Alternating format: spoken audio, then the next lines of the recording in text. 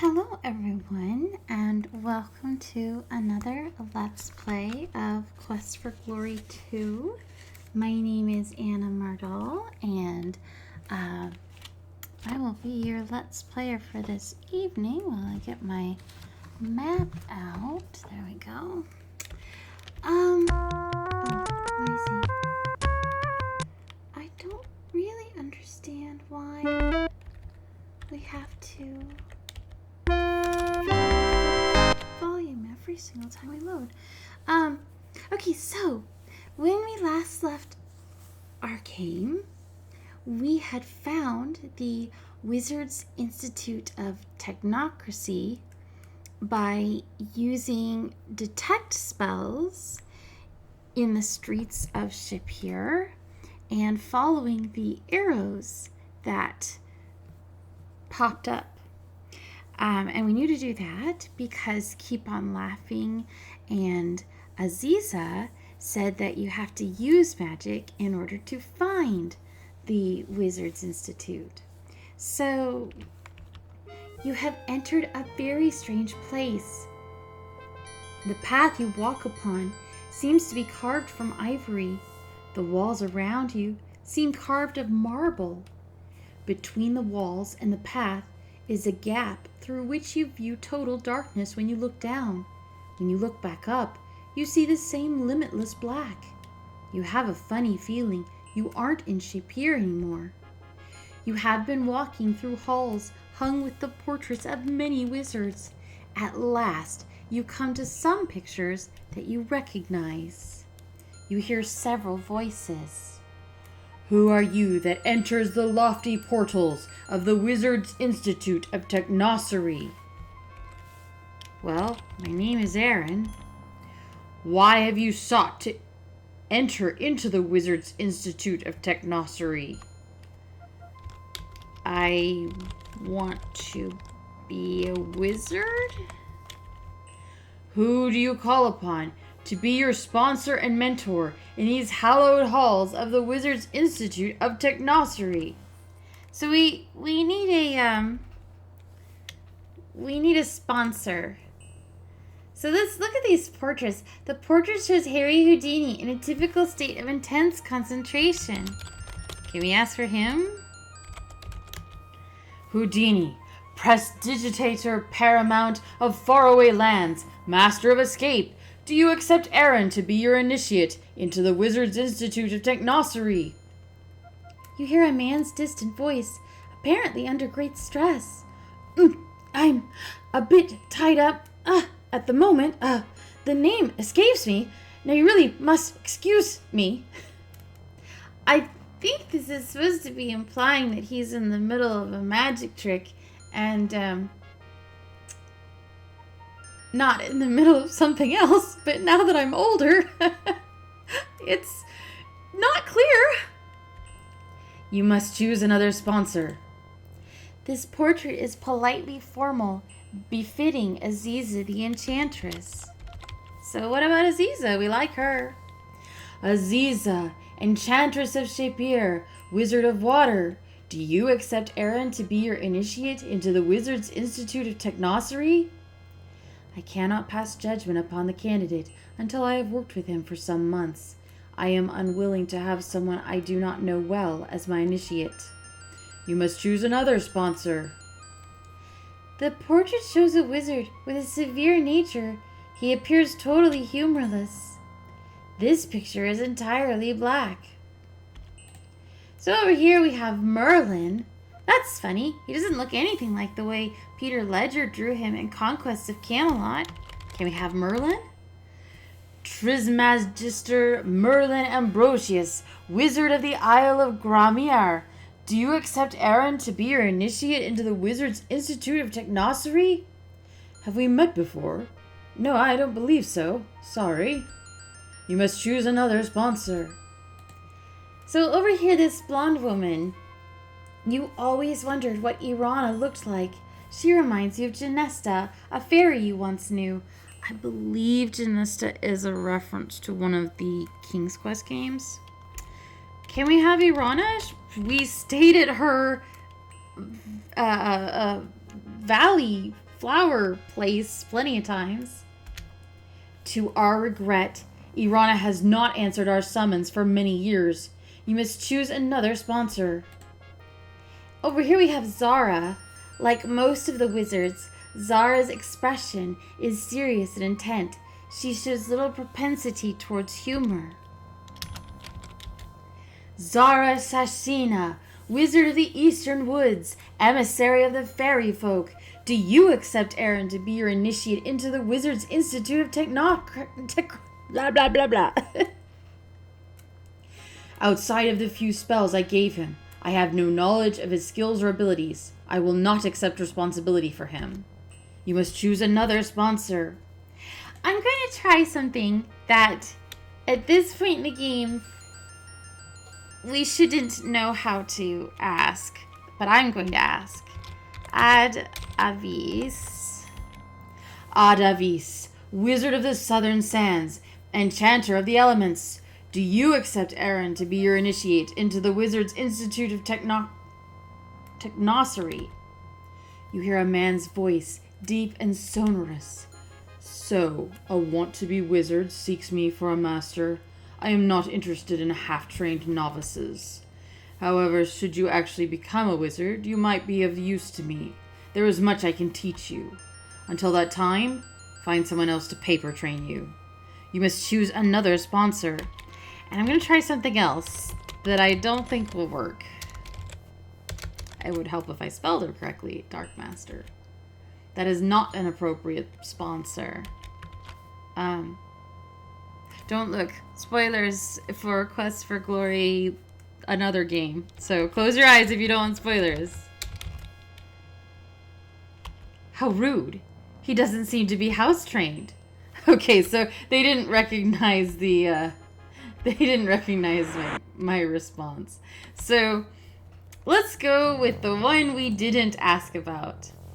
The portrait of Erasmus appears to be a duplicate of the one you remember hanging in his house on Zauberberg. You think that perhaps he has a few more crinkles around his eyes.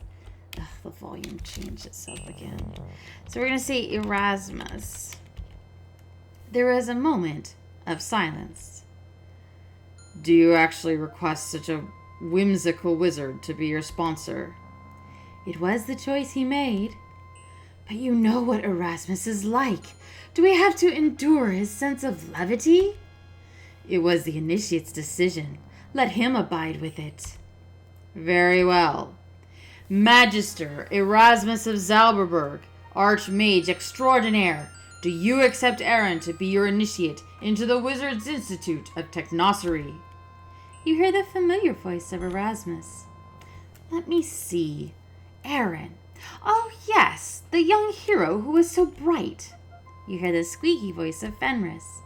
You think anyone who laughs at one of your jokes to be intelligent. A good sense of humor is an excellent indicator of superior intellect. Yes, but the key word is good. Erasmus, do you or do you not accept Aaron? I, Magister Erasmus of Zauberberg, do hereby accept Aaron as my initiate for WIT. Wizards Institute of Technocery. Of course. Now, hero of Spielberg, before you can be initiated into WIT, Wizards Institute of Technocery. Wizards Institute of Technocery. You must first prove you are magically and mentally worthy. You will be presented with a choice of 3 objects. Using the spells at your command, you must choose the correct object, move it to the stand, and cause it to ring, using only 3 spells. The choice of the first 2 spells should be self-evident, and the third is also Erasmus. Oh, all right. Well, good luck, young hero, and remember the joke about the man who grew more mellow as he grew balder. He no longer had harebrained schemes? No, he no longer had a hair-triggered temper. Erasmus! Very well then, young hero. Please step into the dark room. Purely a formality, don't worry about a thing. Ow! My nose! You find yourself in a strange place. For some reason, you cannot move your legs, although you see nothing constraining them. A strange feeling passes through you, as though someone were examining you closely. So we have to pick the right one. Well, so detect. Okay, so it's the middle one. And then we have to move it. Usually fetch brings things to you, but let's just assume it'll work.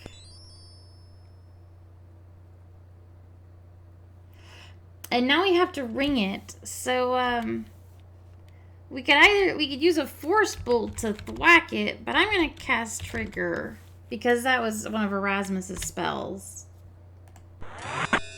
There we go. Erasmus! Fenris!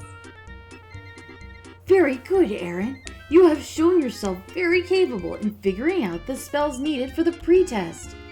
However, before you can be considered a true wizard, you must pass the trial of initiation which the Wizards of Wit will give you. I warn you, this test will take all of your wits and magical skills in order to succeed. If you succeed, you will then face... But I can say no more. Say no more. So, hero, good luck. Promises, promises. You said you would say no more.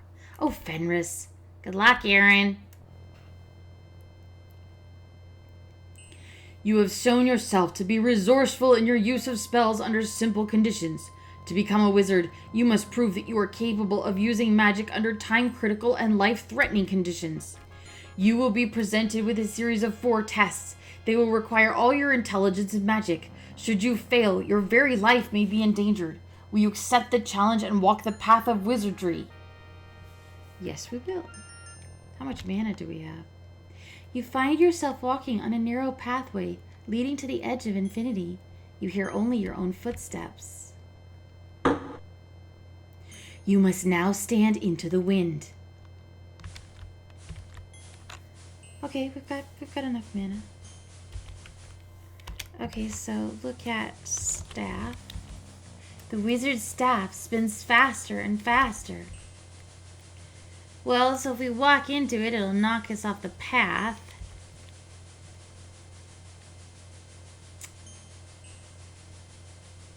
What would happen if we drew it towards... Well, could we use force to knock it away? No, that didn't work. Okay, so what would happen if we were to draw it towards us, but then got out of its way? Nice. Okay, that worked. Goodbye, staff. You must now face raging earth and stone. It doesn't look very raging. The wall is made of earth and stone.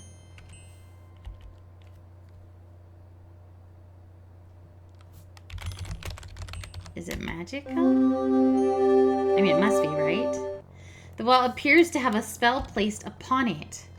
Well, we know what to do with things that have spells on them. Oh my gosh. He looks angry. Let's calm him. Can we climb over it?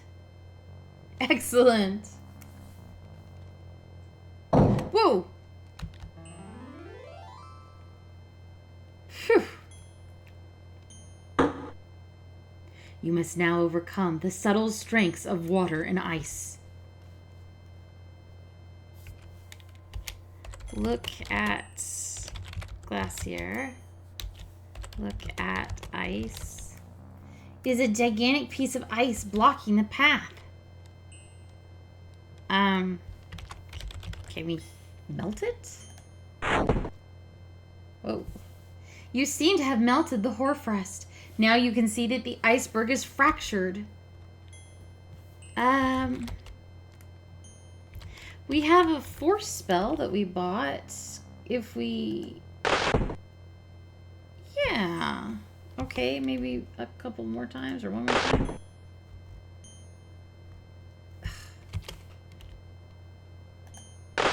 There we go. You must now withstand the fury of my flames.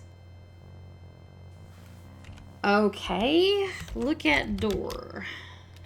We see a fire behind it. I know not to open a door with my hands if there's a fire behind it. With the door open, the fire's heat is more intense. Calm?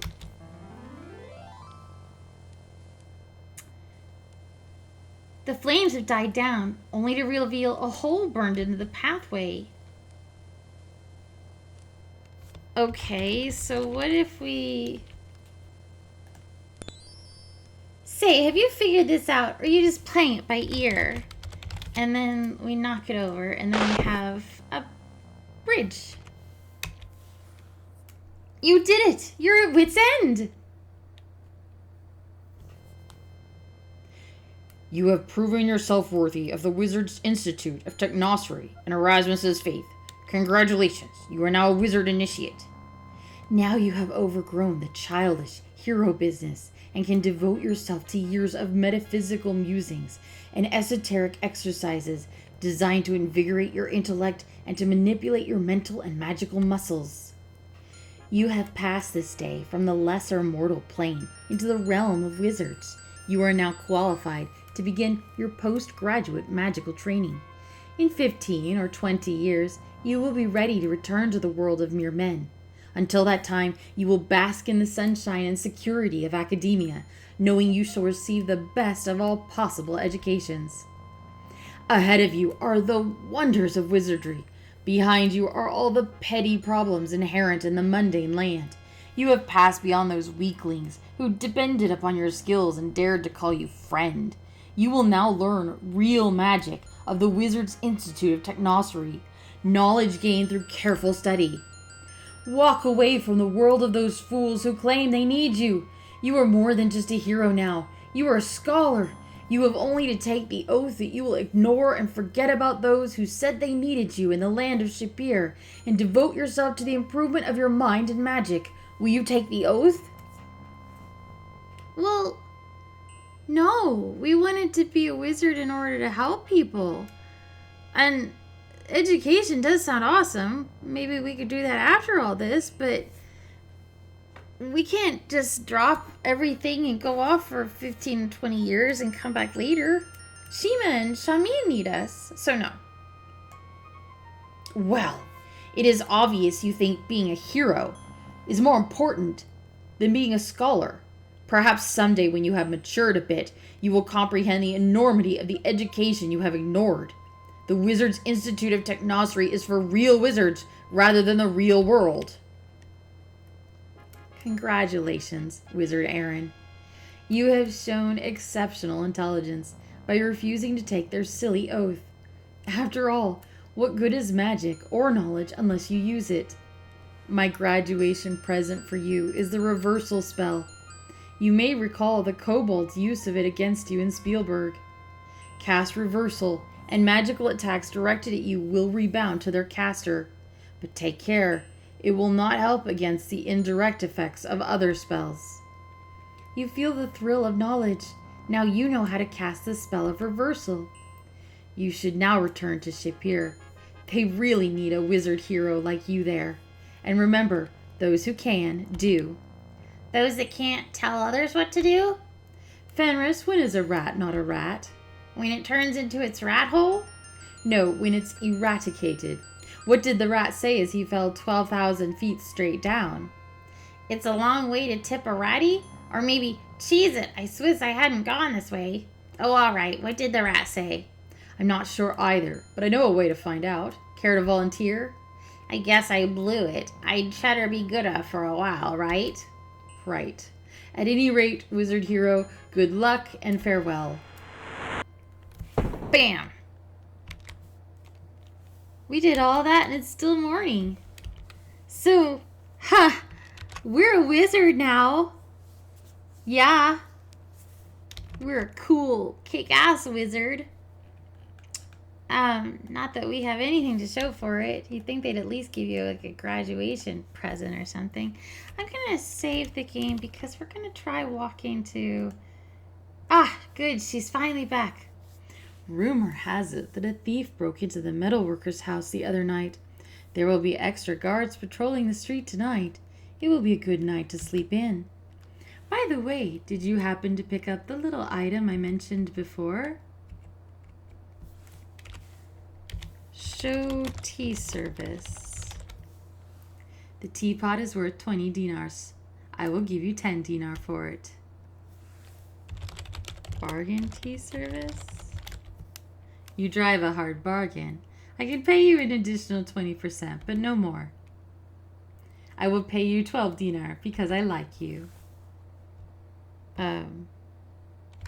Sell tea service? Dinarzad takes the teapot and hands you the money. By the way, you might like to know where a certain someone, who shall be nameless, yet for whom I have little love, conceals his safe. There is a weapon shop in this city, which has a trapdoor beneath its anvil. If you can but move the anvil and open the trapdoor, you shall be richly rewarded. I shall also be rewarded, knowing that I have contributed to the fall of the weaponer's house. You don't like the weaponer? It's not hard to guess why. We barely know him and I don't like him. Bargain emerald bowl. The bowl is worth 40 dinar. I would normally give you 20 dinar for it, but I will pay you 24 because I like you.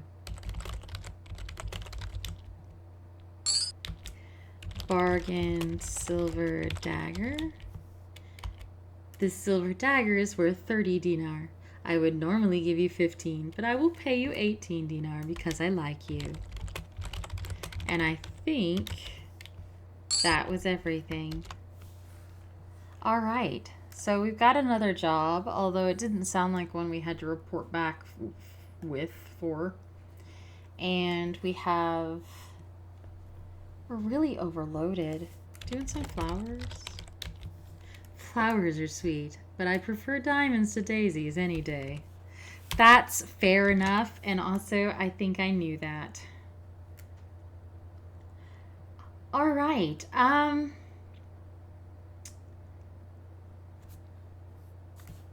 we don't have anywhere we need to be. So let's go to the guild hall and practice. Looks like you need to get more practice today. You've been getting plenty good. Thank you. I would very much like... Oh, we have no stamina, so no. And now I have to change the sound volume again. And I also need to make sure the silly clowns are turned off. And we'll go to the Cattatail Inn. And it's mid-morning, and we're going to rest for an hour to gain our stamina back. God, I love that room so much. I had, like, dreams about this room and a bed. I love the floor beds. I can't sleep on them because I got a bad back. So it's very hard for me to get up from the floor, from a sitting or lying down position on the floor. So my beds have to be high. I have to sit in chairs. I can't eat on the floor cushions, because getting back up is really hard. So I can't have a bed like that, but I would sell my soul for a bed like that. This beautiful low to the floor bed, with platform bed with those huge fluffy pillows, and it's just gorgeous. I love it. Okay. We're doing great on communication and agility, and our stealth maxed out the first 8. That's wild. I wonder if that was something else they were trying to correct from the first game. Like, if people were like, it took forever to max the stealth out, so they sped that up and you can do it in a day. Sorry, I'm looking for the time. That's what I'm looking for.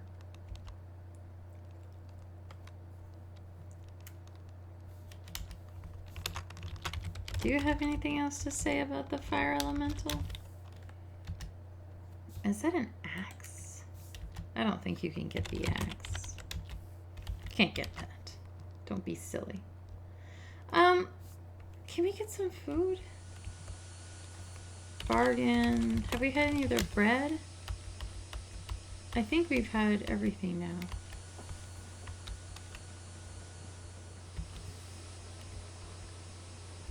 And we'll get some water. And yeah, okay, everything's good. Now we'll go visit. I'm just checking on everybody. You guys doing okay? Rakesh is not here. We could ask her where he is. Where's Rakesh? Rakesh be very fine warrior. He knows to be gentle and kind too. Very wise, very strong, but his leg be pretty bad. Hurt him all the time. Rakesh's leg be broken badly in fight long time. It did not heal right. You liked the flowers. You make a salad out of them, but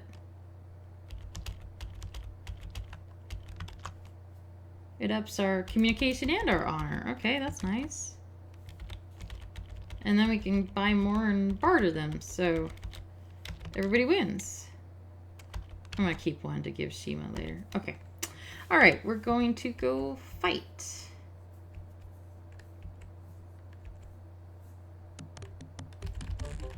And I think I will want to up my weapon use first, because honestly that's what causes things to die faster. Whereas the block and dodge and parrying skills really only matter if I remember to use them. The ghoulie man who tries to get you now will be sorry. So actually, it was subtle, but we didn't run out of stamina there. We actually did beat her by doing enough damage to cause her to call a stop to it. And this was something else that they greatly improved over the first game. And the first game, it wasn't a bug. The sword master swordsman was supposed to be an arrogant jerk, and a bad teacher, and you know, he was a big fish in a little pond. Here's this little castle town that probably doesn't have more than 40 people willing to fight him, if that, of the guards and barracks of the barons. Troops. So, you know, when you do finally beat him, he's like, we will never fight again, because he hated being shown up and didn't want other people to see him lose again repeatedly. So, you know, if you just one time, he can call it a fluke or something. But of course that makes him a terrible teacher. He was not a good teacher. We had to wring everything we needed out of him before we beat him the first time, because that was the last time we'd ever see him again. Uhura is actually a good teacher, because she's not like, you have wounded my pride, I will never train with you again. It's good that you guys beat each other. That's the whole point. Her reputation and ability is not built around her being perfect and unbeatable, because nobody's perfect and unbeatable. That's a ridiculous nonsense standard. So let's go out to the desert. Good day, Effendi. Let's ride our cowardly Saurus. Come on. I would like to meet and kill a bandit. Or are they bandits or brigands? What are they called? Whatever they are. I would like to meet and kill the thing that only appears during the day, because then I don't have to be thinking, don't forget to meet and kill one of the things that only appears during the day. What?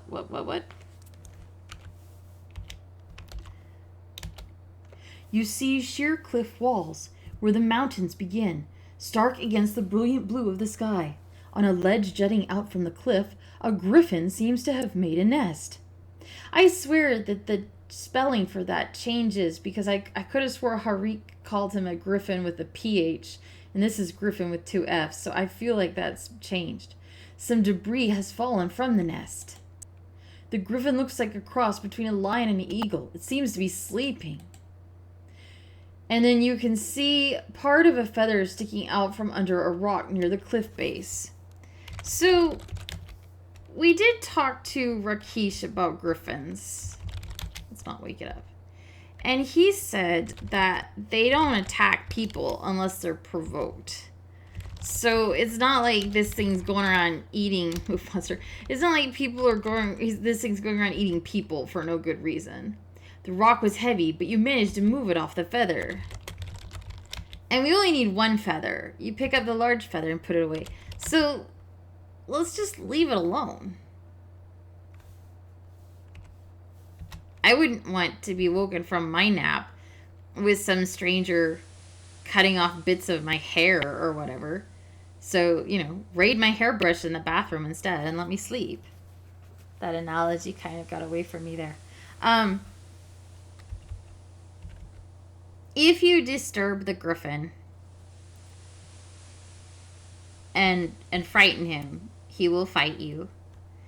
And spoilers, if you fight and kill the griffin, you cannot become a paladin.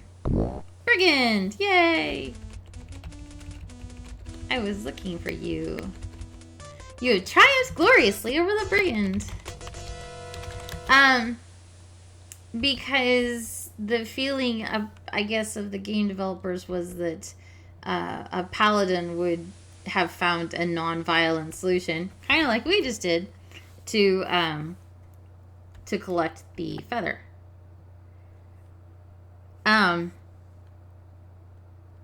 The developers later kind of apologized that the griffin, which is admittedly a bit obscure, if you fight this monster on day 2 of the game or whenever you find it, you can never earn the paladin ending.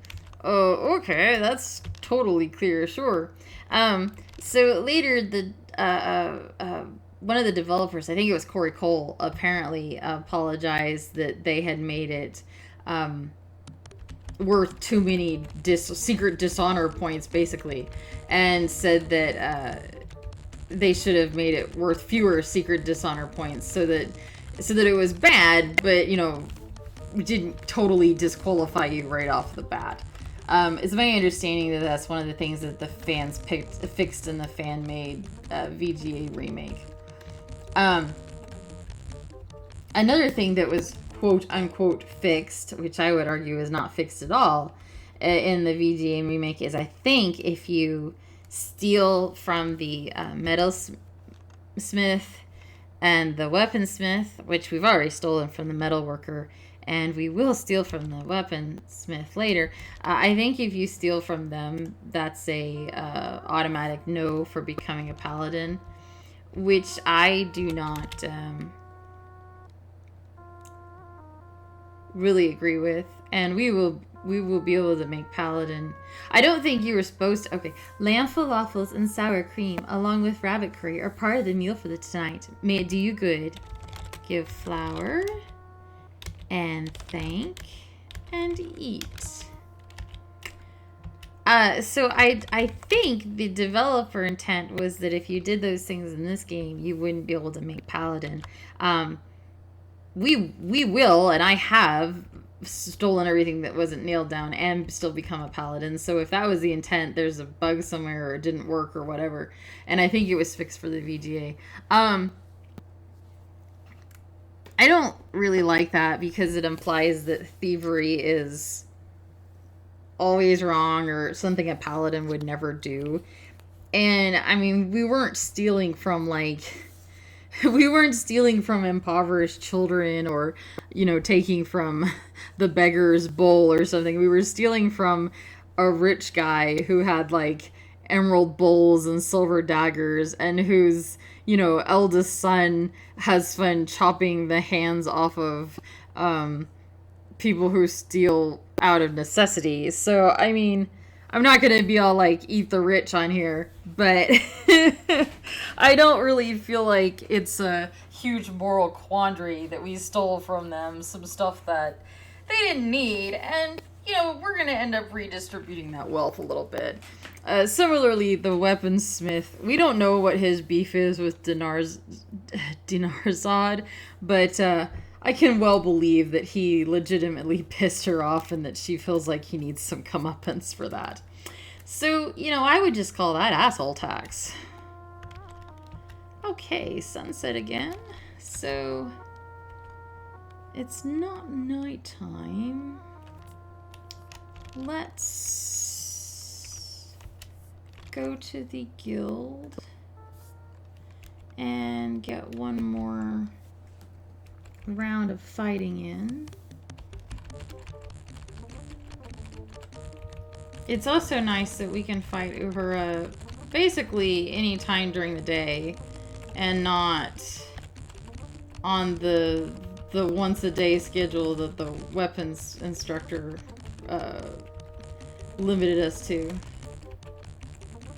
which really fits the urgency of this game and the fact that you have limited time. You could take 200 days in Spielberg and take your time, but and do a relaxing fight in the morning and then go do something else and come back the next day. Here you've got a very short amount of time to train up for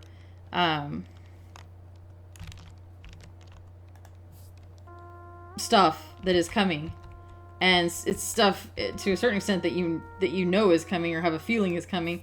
So you're training urgently in a way that Spielberg wasn't urgent. And I like the contrast between the two. I think they're both good. I like how Spielberg had a more relaxed feel, and you could take your time and fart around and farm trolls and collect enough healing potions to to throw a healing potion pool party. But I also like the urgency of the second game, where now you're an established hero and people are depending on you for bigger stuff that's going down.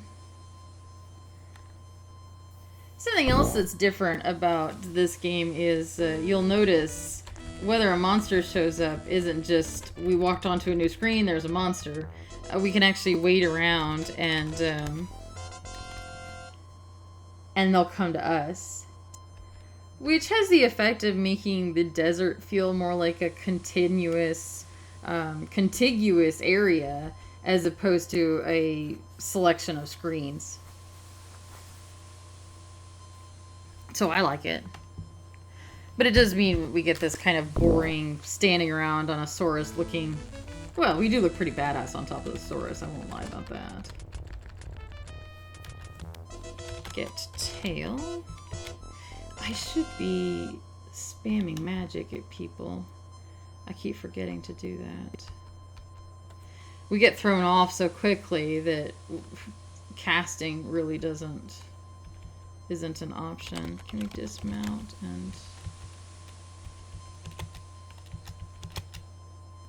Okay, so inventory. Oh, there we go.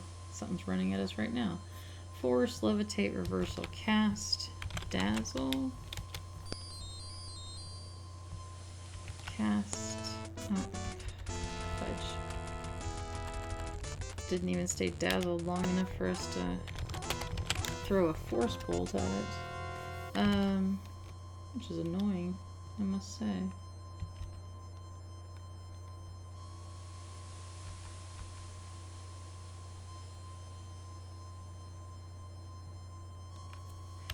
Dismount, cast, reversal. That's the, oops, can't spell. That's the newest one, and we have the fewest points. Oh, hello.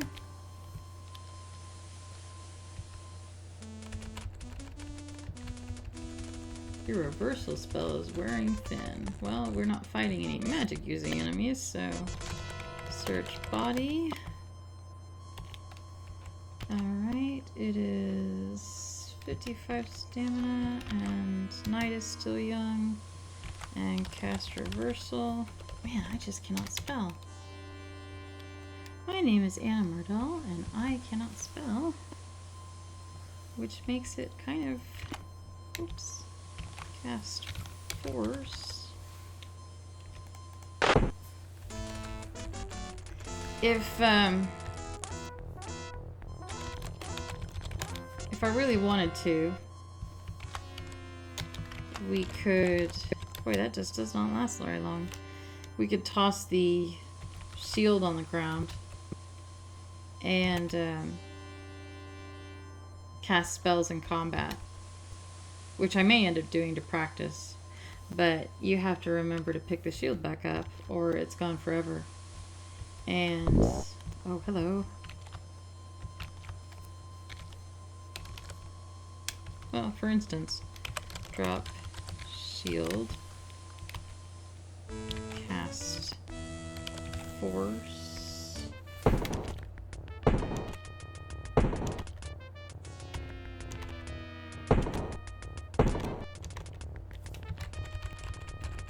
kill it, kill it, kill it, kill it, kill it, kill it, kill it, kill it, kill it, kill it, kill it, kill it, kill it, kill it, kill it, good. Get shield. You retrieve your shield. See, there you go. Search body. You find nothing of value, and it doesn't have any kind of claws or anything to collect, which I don't like. I suppose it's only natural that the local apothecary or whatever healer isn't going to need bits and pieces from everything. But when you make a monster that gives you nothing for defeating it, then it's like you're just begging to be save scummed by someone like me. I'll just wait for a proper monster. Okay. Middle of the night. So, I mean, again, we could and probably should just toss down for an hour and keep going. Sure, it's the middle of the night, but... Whoa!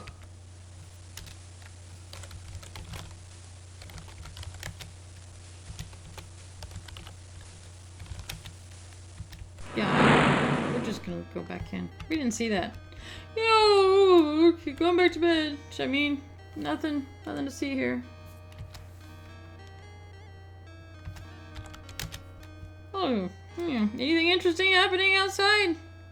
Soon Shapira will be awash in flames. Hero, you must save us all again. A dreadful fire elemental stalks the plaza, burning all it touches.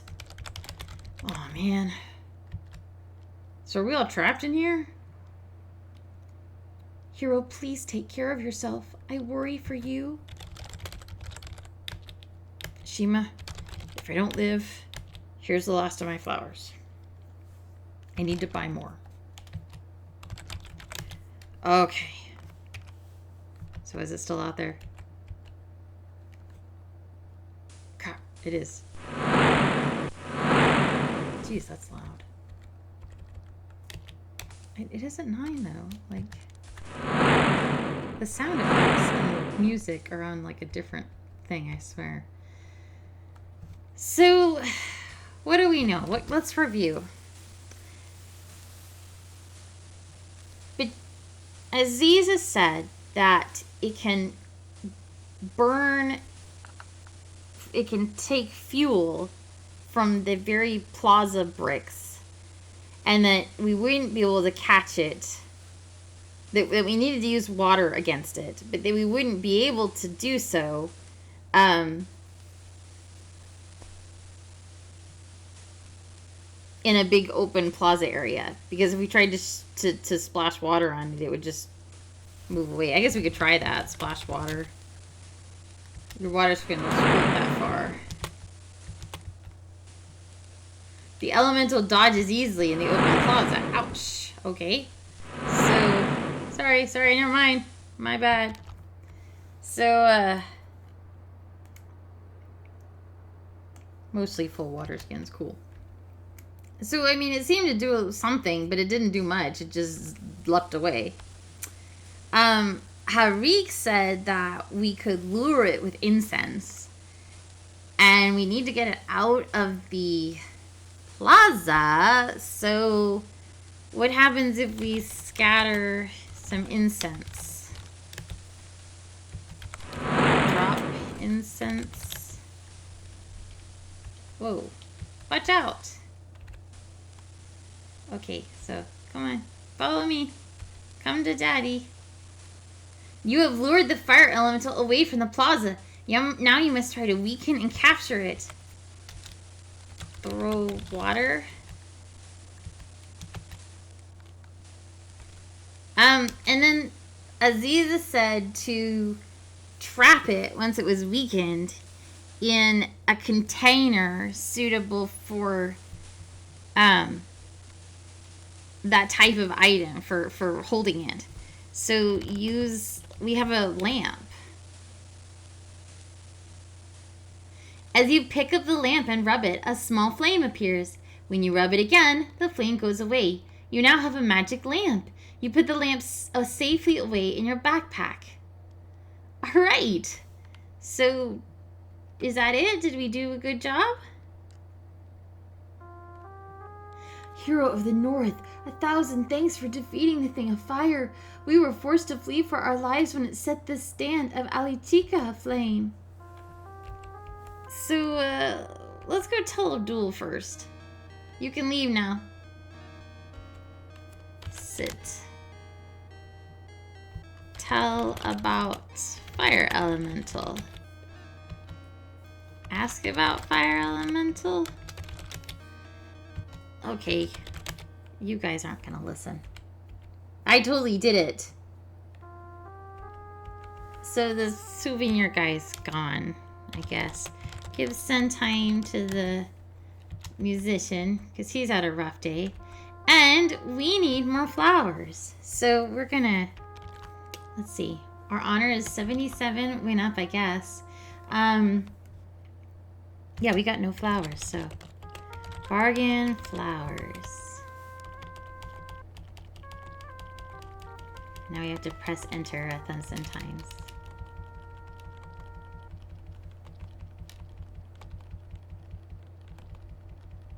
You are most skilled at bargaining. They shall be but half price. I hope these flowers bring you happiness. Well, I give them to Ahura so she has a lot of salads to eat. And I give them to Shima to decorate the kitchen. And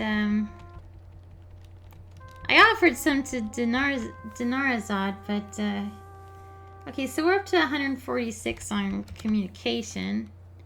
Let's get 4 more bouquets. Anytime you bargain with anyone, you you have a chance of upping your stat. When I first played this game, didn't know you could bargain, so I was paying full price for everything. Fool that I was. Show lamp. I want to be able to tell them about the cell clause. I have heard that it was you that vanquished the fire elemental.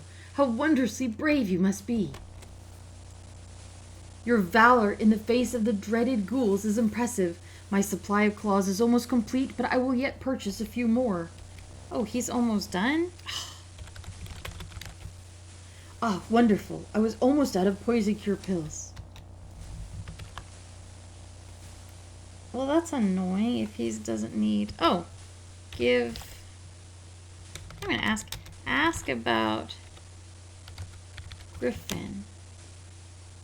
Well, he's using 2 Fs too, so... Here is a feather. I still need the fruit of compassion. You need to add the victim's hair at the last moment. So it's like a polyjuice potion, huh?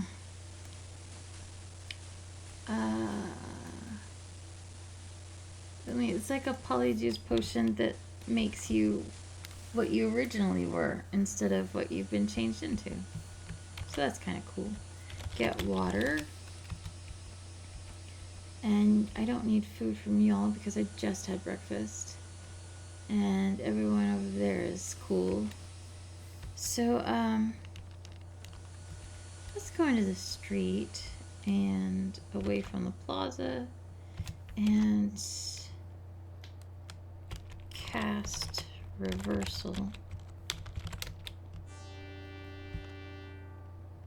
We need to up our magic, and that's the newest and weakest spell, so we might as well start with that. It's also the spell that costs the most to train, so that's kind of...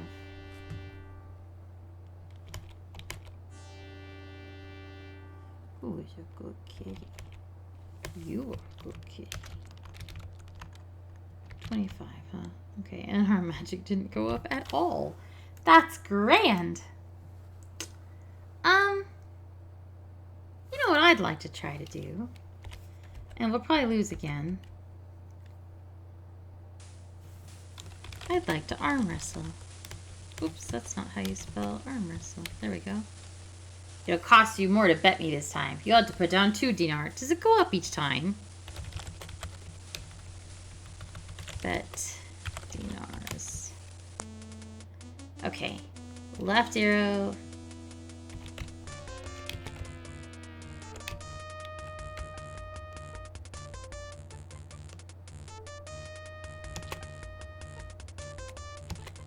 I got him! Alright, anyone can get lucky. Here's your dough. Did our... Nothing went up! I thought maybe our strength would go up, or...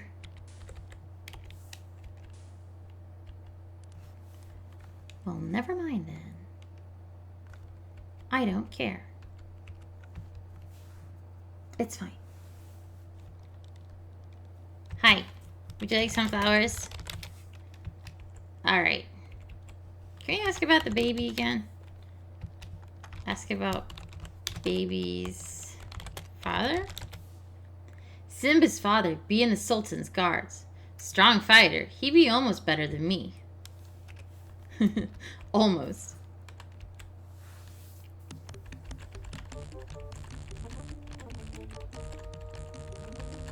So,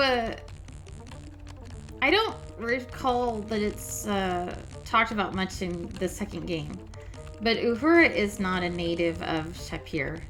She hails from the same place Rakis hails from, actually, or nearby, which is kind of fantasy Africa to this Shapira's fantasy Middle East. And Spielberg's fantasy Europe. But Uhura traveled here because she wanted a baby, but not within the cultural roles set down by her community.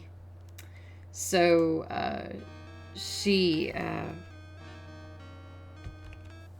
came here and found a man that she liked and had the baby that she came to get, which is pretty cool. I don't know. There's kind of an implication that the pseudo-African culture she came from was rigid and unyielding, whereas the pseudo-European and pseudo-Middle Eastern cultures are super understanding and cool about her goals and autonomy. So, you know, I don't know. There's kind of a lot of FedEx arrows and unfortunate implications all over everything. But if we don't look at the cultural mess and just take the story at face value, it's as they no doubt wanted us to, which doesn't mean we have to take it that way, but if we choose to take it that way, it's a pretty cool, empowering story of a woman saying no to the cultural expectations laid on her and going and taking her reproductive rights in her own hands. So, way to go, Uhura. And this very adorable baby who watches all of our matches. Does he even watch on the days when Rakesh is babysitting him? I don't think he does. I don't think he shows up on those days.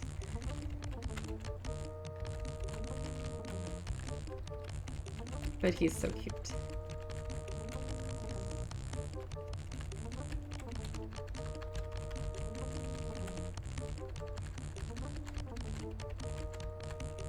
Come on.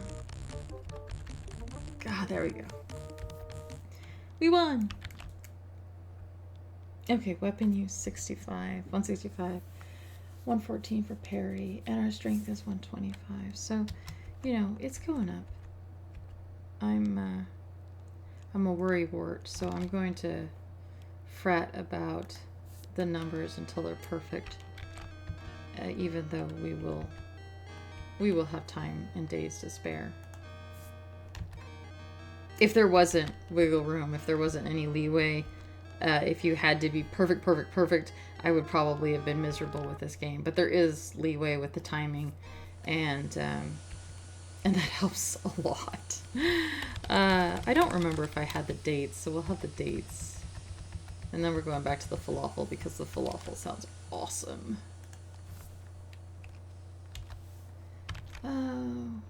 Let me get in one more training session, and then I think that will be enough for this video. We're already edging close to the... I lost track of time. I get excited playing and I lose track of time.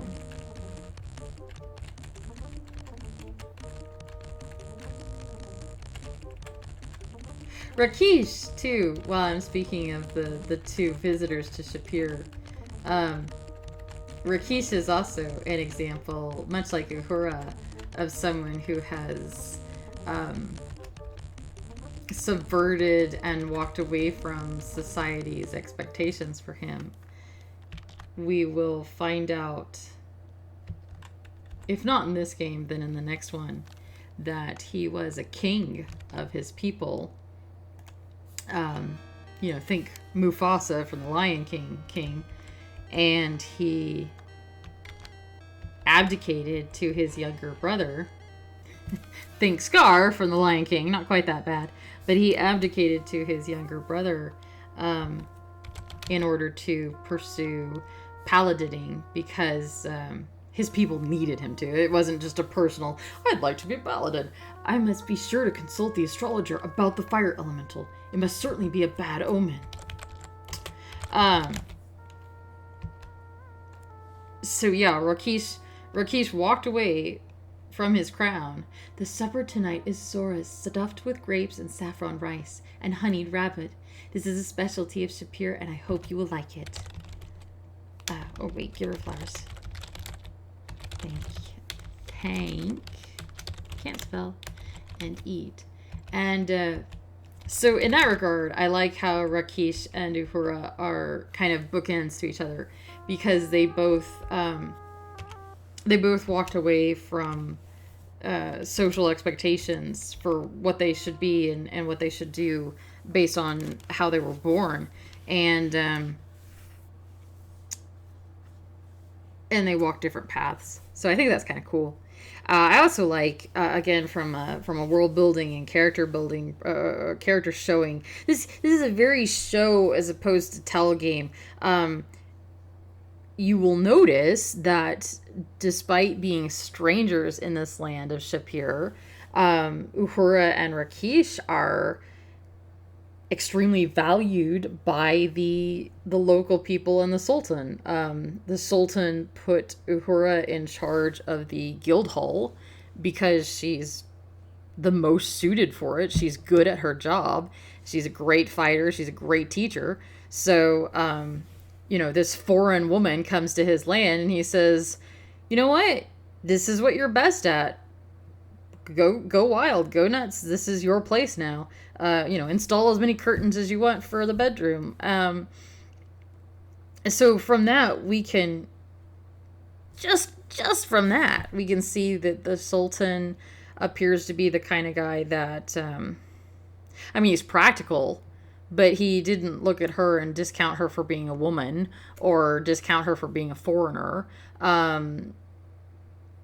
he didn't even worry about a foreign teacher, infecting his troops with the wrong ideas or whatever. He sends his men to the guild hall to get trained from her. So,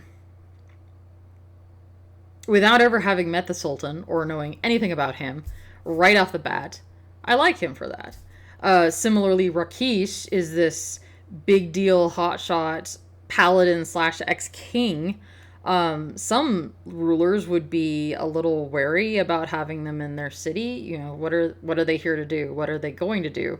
But apparently the Sultan called him in and consulted with him and was impressed with Rakesh and vice versa.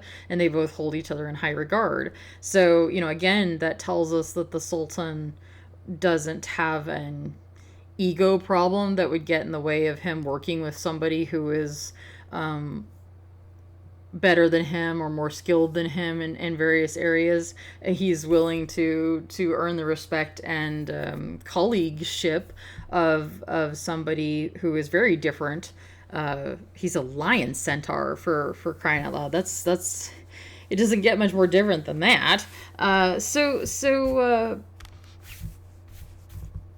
Just based on those things alone, and the game doesn't, hammer it in with her talking up about how great it is that the Sultan let her have this job. You can just piece that together that, this Sultan guy seems like maybe not a terrible person. That's cool. So I like that as storytelling goes. It's I do feel like a lot of thought was put into how the different little elements of everything we see and interact with works together. You have the townspeople who don't speak your language because you're not in your home base of Spielberg fantasy Europe anymore. But then the guards do speak your language, so all of them. So you can, and the merchants do too. The merchants make sense because they sell things, but that means that the Sultan actually has some kind of education program, or that guard positions are limited to people with money and education. But let's hope it's the other one. The Sultan has some kind of education program where he teaches all his guards to be able to communicate with all the different peoples who might come to visit his town, which is kind of what you would hope guards would be able to do, so that if there's a problem, someone could say, help, my dad is having a heart attack, help me get him to the apothecary. Wow, I just can't pronounce it. Apothecary. You don't want your guards to be going, I can't understand what she's saying. Do you understand what she's saying? No, I have no idea what she's saying. So the Sultan has taken care to make sure that the people in his employ can be helpful and responsive to people as needed. All the people, not just the locals. So little things like that I just think are beautiful, neat details that are cool. That I probably wouldn't have noticed if I hadn't played this game 5 million times. So, okay, I will shut up now. I'll see you in the next video. My name is Anna Mardell. This is, what game is it? It's Quest for Glory 2. And you can get it on GOG in the Quest for Glory bundle that's it's like 5 games, but one of them has a VGA remake that's very different. So it's really like 6 games when you think about it. And so I totally recommend getting it, playing it along with me if you want. I will see you in the next video. Bye-bye.